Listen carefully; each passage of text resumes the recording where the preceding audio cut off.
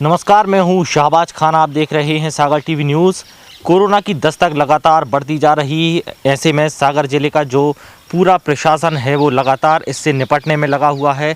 इस वक्त हमारे साथ बात करने के लिए मौजूद हैं सागर जिले की कलेक्टर साहिबा प्रीति मैथिल नायक जी। उनसे हम बात करेंगे और जानेंगे कि क्या स्थिति है फ़िलहाल सागर में।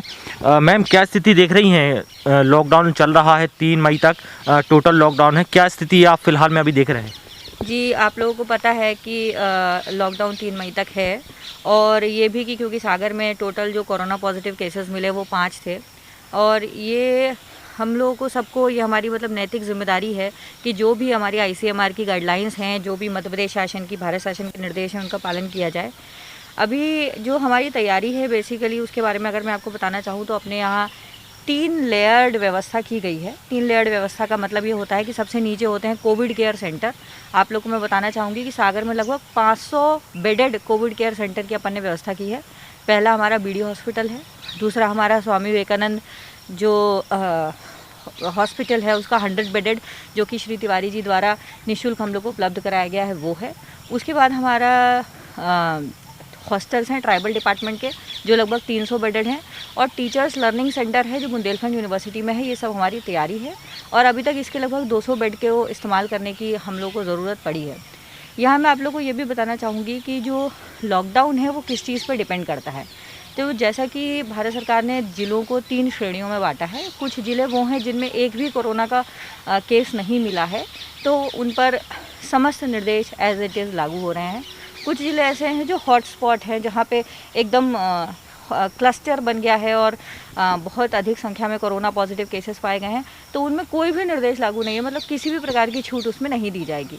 जो बीच के ज़िले हैं जिनमें 10 से कम केसेस हैं, उनमें निर्णय लेने के लिए जो राज्य शासन के निर्देश हैं कि क्राइसिस मैनेजमेंट कमेटी बनी है। उस क्राइसिस मैनेजमेंट में कमेटी में कलेक्टर, एसपी के अलावा सीएमएचओ, इवन सभी जनप्रतिनिधि भी है। तो अपने यहाँ उसकी बैठक रेगुलरली होती रही है और अभी कल भी उसकी बैठक रखी है, तो उसमें अपने ज़िले की व्यवस्था के अनुसार निर्णय लिए जाएंगे। आपको ये भी बताना चाहूँगी मैं कि अभी भी वर्तमान में सागर में 3 स्तरीय व्यवस्था है।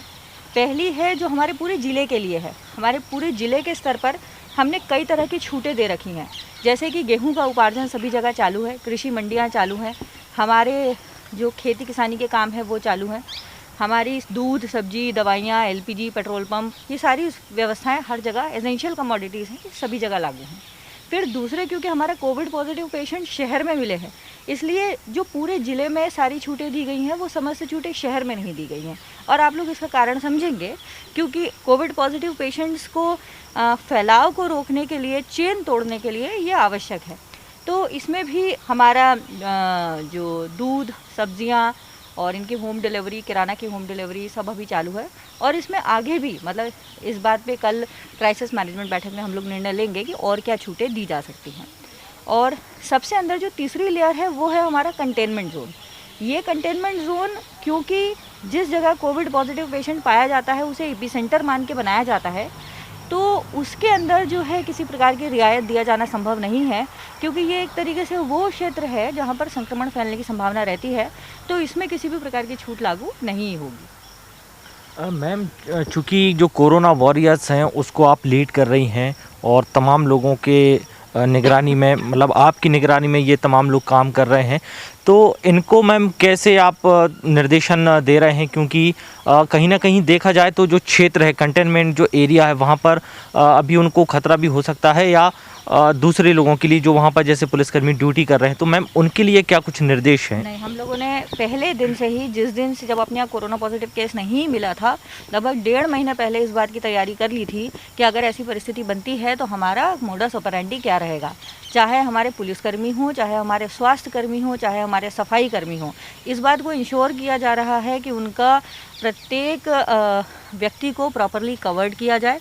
हम लोगों ने पूर्व में भी स्व सहायता समूह और दूसरे माध्यमों से, कमिश्नर नगर निगम आपके बहुत अच्छा काम कर रहे हैं, उन्होंने पूरे सभी आपके सागर के टेलर्स को इकट्ठा किया और उनसे जो है रेगुलर पीपीईस बनवाए और वो सभी कर्मचारियों को उपलब्ध कराए हैं। तो हर वो कर्मचारी, चाहे वो आंगनबाड़ी कार्यकर्ता हो, आशा कार्यकर्ता हो, पुलिस कर्मचारी हो, सफाई, स्वास्थ्य, कोई भी, सभी कर्मचारियों की सुरक्षा हम लोगों की पहली जिम्मेदारी है और हम लोग उसको ज़रूर पूरा करेंगे। मैम, पहले सागर में एक कोरोना पॉजिटिव सामने आया था, फिर 2 आए, उसके बाद 3 इकट्ठे, तो 5 अभी तक मामले सामने थे। लेकिन मैम, सबसे अच्छी बात यह है अभी फ़िलहाल में कि जो पहला पेशेंट था कोरोना का, वो अब हॉस्पिटल से डिस्चार्ज हो गया है मैम। तो ये इस पर क्या कहेंगे आप?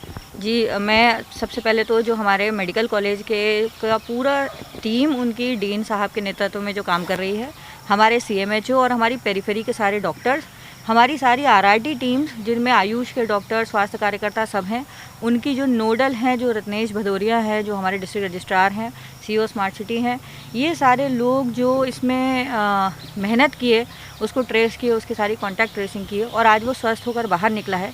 मुझे उम्मीद है कि इस बात से सभी लोग सबक लेंगे कि कैसे जब हम प्रशासन के निर्णय या हम जो आदेश दिए जाते हैं, जब हम उनका पालन नहीं करते तो हम कैसे अपने आप को मुसीबत में डाल लेते हैं।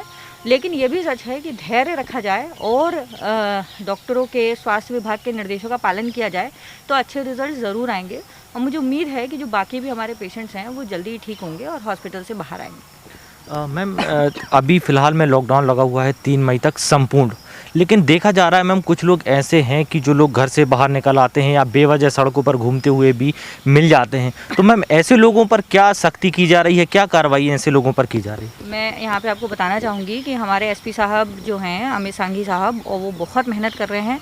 न केवल वो बल्कि सभी एडिशनल एसपीज़, हमारे थाना प्रभारी और हमारा अंतिम बिंदु पे जो आरक्षक खड़ा हुआ है। आप लोगों को बताते हुए मुझे खुशी हो रही है कि पिछले 1.5 महीने से ऑलमोस्ट सारे नाकों पर रेगुलरली पुलिस की चेकिंग हो रही है, वहाँ पर डॉक्टरों की टीम लगी हुई है और हर वो व्यक्ति जो हमारे ज़िले में आता है उसका नाम नोट होता है, उसकी सूचना कंट्रोल रूम में आती है और फिर उसको होम क्वारंटाइन किया जाता है। और इसी की एक वजह है कि हम बहुत सारे ऐसे लोगों को इंटरसेप्ट कर पाए जो हमारे ज़िले में आ रहे थे और उनको अलग अलग जगहों पर, लगभग ऐसे 72 आदमी तो पिछले 4-5 दिनों में आए हैं जिनको अलग अलग जगहों पर क्वारंटाइन किया गया है। और एसपी साहब के नेतृत्व में लगभग 400 एफआईआरें दर्ज हुई हैं ऐसे लोगों के खिलाफ जिन्होंने लॉकडाउन का उल्लंघन किया। हम लोगों ने अस्थायी जेल भी घोषित की है और आगे भी जो भी व्यक्ति इस लॉकडाउन का उल्लंघन करेंगे उनके विरुद्ध प्रकरण पंजीबद्ध किया जाएगा। यहाँ ये मैं सभी लोगों को बताना चाहूँगी कि ये जो प्रकरण पंजीबद्ध हो रहे हैं इसका जो प्रभाव है वो दूरगामी होगा। आगे भविष्य में किसी भी प्रकार की नौकरी या पासपोर्ट इस सब में दिक्कत हो सकती है। इसलिए नहीं क्योंकि प्रशासन ने कहा है या कलेक्टर ने आदेश किया है, इसलिए भी नहीं कि आप क्योंकि पुलिस खड़ी हुई है, बल्कि इसलिए निर्देशों का पालन करिए क्योंकि ये आपकी सुरक्षा के लिए है। आप सुरक्षित रहें इसके लिए हम सारे लोग सड़कों पर खड़े हुए हैं। आप सुरक्षित रहें इसलिए हमारे सारे बंदे मेहनत कर रहे हैं। तो मैं आप सब लोगों से ये उम्मीद करती हूँ कि ये बात सच है कि परेशानियाँ आती हैं। ये बात सच है कि कई बार दैनिक जो हमारी रूटीन की चीज़ें हैं जो हमें पहले आसानी से मिल जाती थी और अब वो जो कई बार उसमें दिक्कत आती है। पर मैं यही कहूँगी, दोबारा आप सब लोगों से आग्रह करूँगी, अनुरोध करूँगी कि क्वारंटाइन का या लॉकडाउन का बहुत ही संयम से इसका पालन करें क्योंकि एक सुरक्षित रहेगा तो सब सुरक्षित रहेंगे। सब सुरक्षित रहेंगे तो पूरा सागर सुरक्षित रहेगा। मैं आप लोगों ने मुझसे से चर्चा करने के लिए आप लोग यहाँ आए हैं, इसके लिए मैं धन्यवाद देना चाहूँगी और सभी सागर के निवासियों का भी धन्यवाद देना चाहूँगी जो उन्होंने प्रशासन और पुलिस का, स्वास्थ्य विभाग का पूरा सहयोग किया है। धन्यवाद। तो ये थी हमारे साथ कलेक्टर प्रीति मैथिल नायक जी जो कि हमारे साथ बात कर रही थी और सागर ज़िले में किस तरह से कोरोना से लड़ा जा रहा है, क्या स्थिति है फ़िलहाल में, ये सब उन्होंने यहाँ पर बताया है। और जो लोग लॉकडाउन का उल्लंघन कर रहे हैं उनके लिए आने वाले समय में क्या परेशानी होने वाली है, इस पर भी कलेक्टर मैडम ने यहाँ पर अपनी बात कही है। फ़िलहाल सागर के वासियों के लिए अच्छी बात यह है कि जो पहला कोरोना पॉजिटिव था वो बिल्कुल ठीक हो गया है और डिस्चार्ज होकर अपने घर भी वो पहुंच गया है। लेकिन यहाँ पर सुरक्षा अभी भी बहुत ज़रूरी है, सावधानी बहुत ज़रूरी है, सतर्कता बहुत ज़रूरी है। तमाम खबरों के लिए बने रहिए सागर टीवी न्यूज़ के साथ, हर पल आपके साथ। शुक्रिया।